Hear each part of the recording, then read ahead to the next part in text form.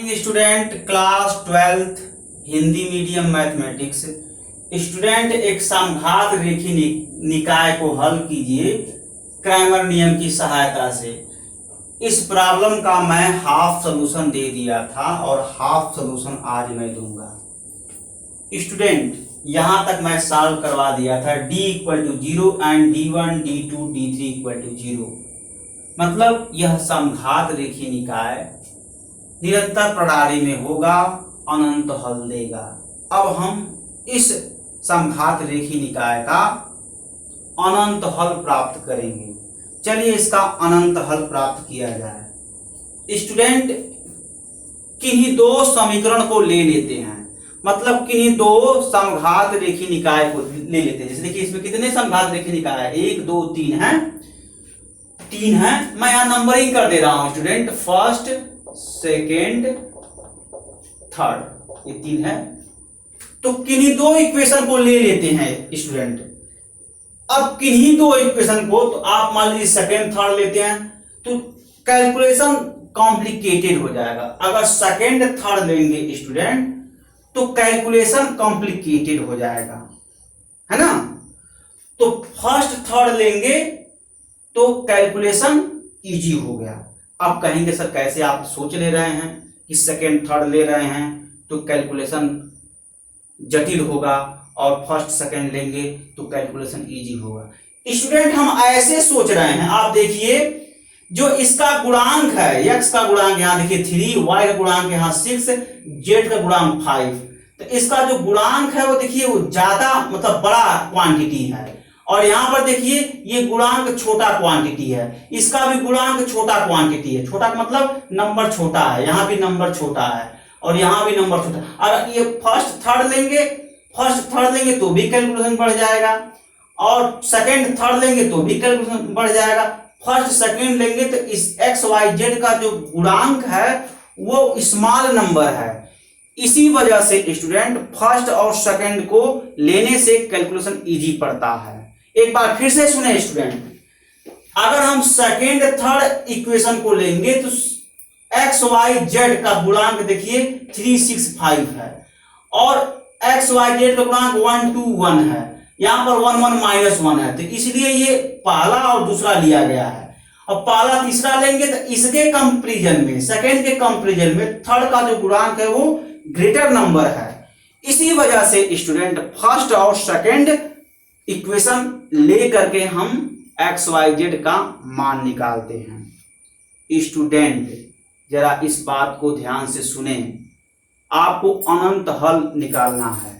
तो अनंत हल निकालने के लिए क्या करेंगे स्टूडेंट, एक्स वाई जेड का मान किसी पैरामीटर पर डिपेंड कराएंगे और उस पैरामीटर को वैरी कराएंगे तो एक्स वाई जेड का डिफरेंट मान मिलेगा। ठीक है ना स्टूडेंट। तो सबसे पहले फर्स्ट और सेकंड इक्वेशन ले लीजिए।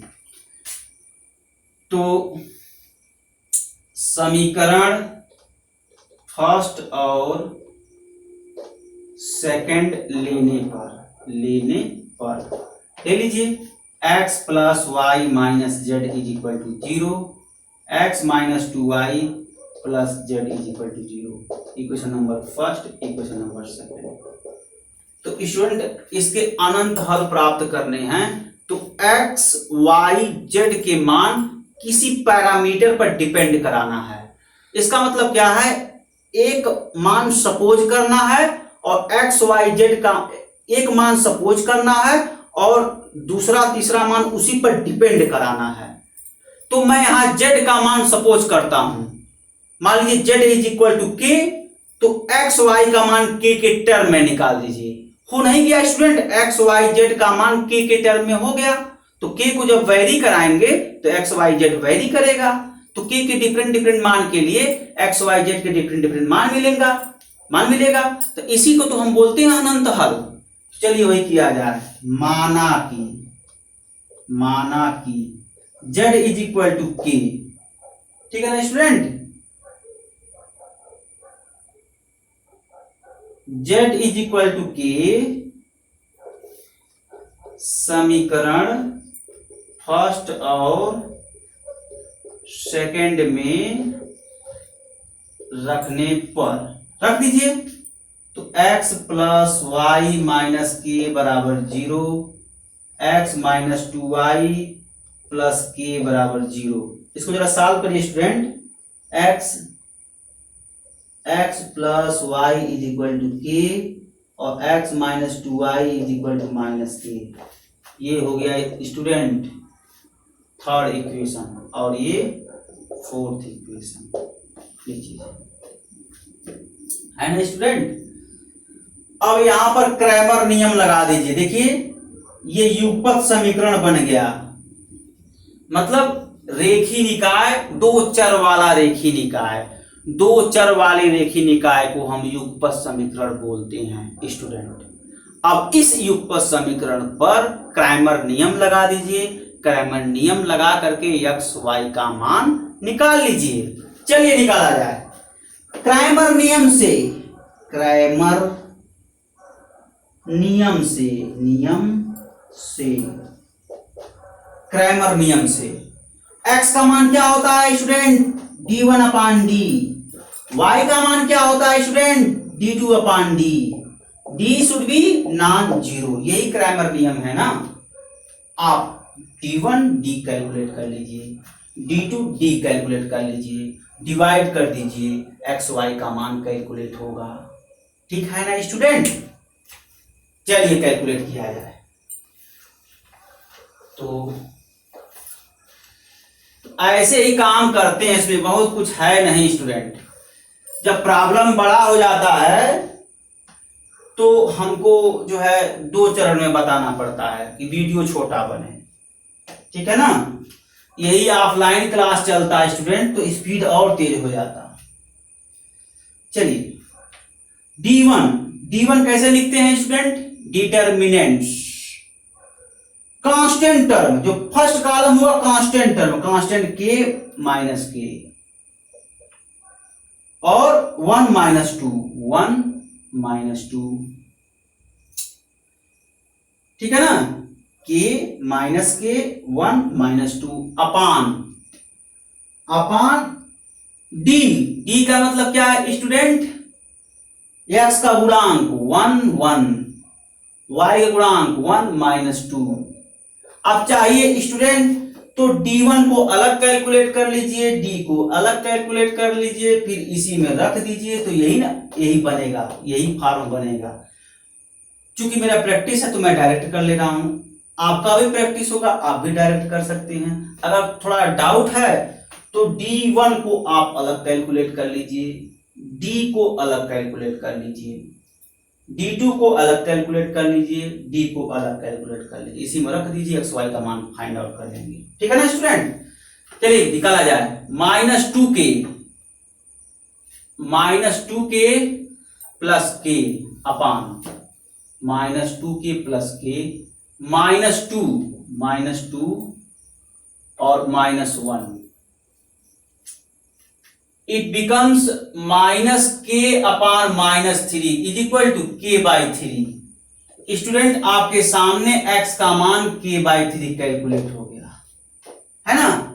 अब y कैलकुलेट कर लीजिए। डिटर्मिनेंट्स,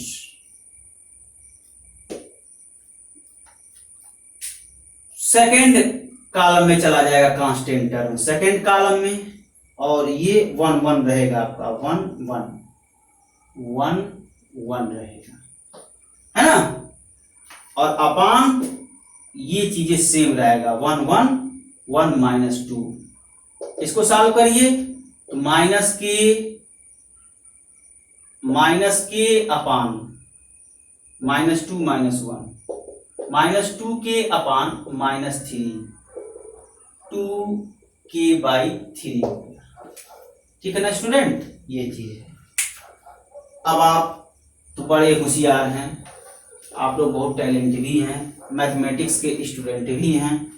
तो करना क्या है, x is equal to k/3, y is equal to 2k/3, z क्या माने हैं? k माने हैं। और k क्या है? k belong integer, k integer है, मतलब कोई k नंबर ही है। अब देखिए स्टूडेंट, x k पर डिपेंड किया, y k पर डिपेंड किया, जे के पर डिपेंड किया। स्वतंत्र कौन है? के स्वतंत्र है। जैसे स्टूडेंट आप लोग हैं, अब आप अपने पापा पर डिपेंड हैं, आपके पापा स्वतंत्र हैं, है ना? तो जैसा आपके पापा चाहेंगे वह उसी अनुसार आपको रहना है। ठीक उसी तरीके से ये है, के जो है स्वतंत्र है और यक्स के पर डिपेंड है। तो के जैसे वैरी करेगा, यक्स वैसे ही वैरी करेगा, वाई वैसे ही वैरी करेगा, जेड वैसे ही वैरी करेगा। क्यों? क्योंकि एक्स वाई जेड के पर डिपेंड है। तो जिस रेट से के वैरी करेगा उसी रेट से एक्स वाई जेड वैरी करेगा। तो के डिफरेंट डिफरेंट मान के लिए एक्स वाई जेड के डिफरेंट डिफरेंट मान मिलेंगे। तो इस प्रकार के सॉल्यूशन को हम अनंत सॉल्यूशन बोलते हैं। वही लिख लीजिए। निश्चित रूप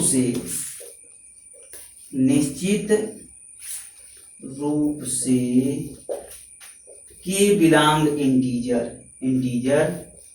के भिन्न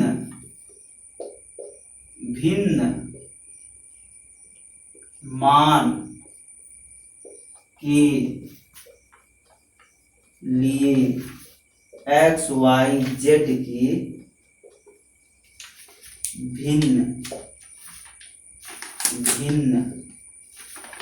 मान प्राप्त होंगे। इस प्रकार के